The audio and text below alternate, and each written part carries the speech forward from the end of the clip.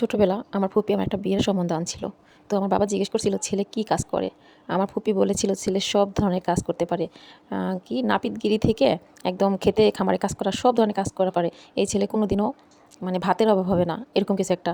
তো আমার মা বলেছিল, আমার মা ফুপ্পিকে বলেছিল যে একটা গাছ যদি এক জায়গায় লাগিয়ে রাখা হয়, সেই গাছ বড় হইতে হইতে একদিন গাছের মধ্যে সার হয়ে যায়, সেই কাঠটা দিয়ে ভালো কিছু একটা তৈরি করা যায়, ভালো ঘর বা আসবাবপত্র। কিন্তু একটা গাছ যদি বারে বারে নাড়াচাড়া হয়, সেই গাছ তো সার হবেই না, ফল দিবে না, মোটা তাজা হবে না, বরঞ্চ সেই দিনে দিনে ক্ষত হইতে হইতে একসময় মারা যাবে।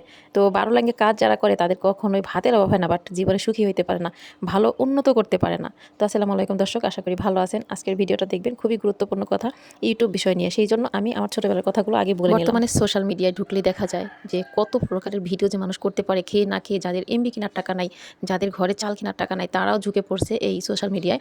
সবাই চায় যে ইউটিউব থেকে টাকা ইনকাম করি। আসলে ইউটিউব থেকে টাকা ইনকাম করা কি এতটাই সহজ?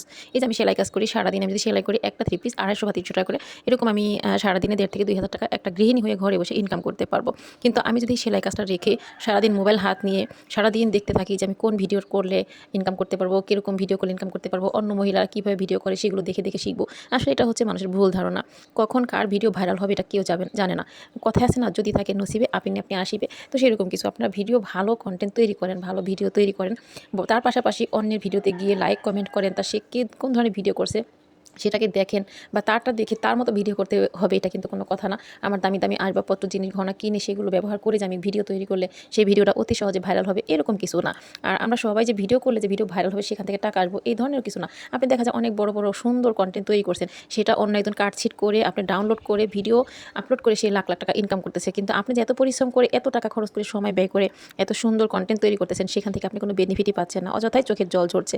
তো ভেবে চিন্তে কাজ করতে হবে, ভাবিয়া করিয়া কাজ করিয়া ভাবিও না। আমরা ইউটিউবের পিছে, ফেসবুকের পিছে অযথায় অকারণে টাকা নষ্ট করে, সময় নষ্ট করে আমাদের দিনগুলোকে আমরা হেলামি করে চলছি। তো আসলে সবার জন্য কিন্তু এইগুলো না। যেমন আমি ঘরে আমি তো এরকম কোনো কাজকর্ম করি না, আমার যতটুকু কাজ আছে করে আমি বসে থাকি। এটা দিয়ে মানে বাহিরে থেকে টাকা ইনকাম করে সংসার চালাতে হবে, ঠিক এরকম আমার কিছু না।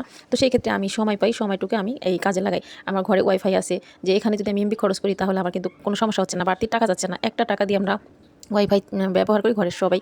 তো সেরকমভাবে চলে যায়, কারো কোনো বাড়তি এমবি কিনতে হয় না। তো অনেকে কিন্তু বাড়তি এমবি কিনে মোবাইলের পিছে খরচ করে, সময় নষ্ট করে এই ইউটিউব থেকে ইনকাম করার জন্য। হ্যাঁ, ইউটিউব থেকে ইনকাম হবে, কিন্তু সেটা খুব ধৈর্যের ব্যাপার। আর মানে তার পিছে অনেক সময় ব্যয় করতে হবে আপনাকে। যেমন আপনি একটা 3 পিস সেলাই করতেছেন, একজন বানাইতে দিয়ে গেল, আপনি 2 দিন সময় নিতে পারবেন যে আপু আমি 3-4 দিন পরে দিব, সময়ের অভাব। যে আপনি ঘুমিয়ে ঘুমিয়ে সেলাই করছেন, খাওয়া দাওয়া করে, রান্নাবাড়া করে, তার পাশে সেলাই করছেন।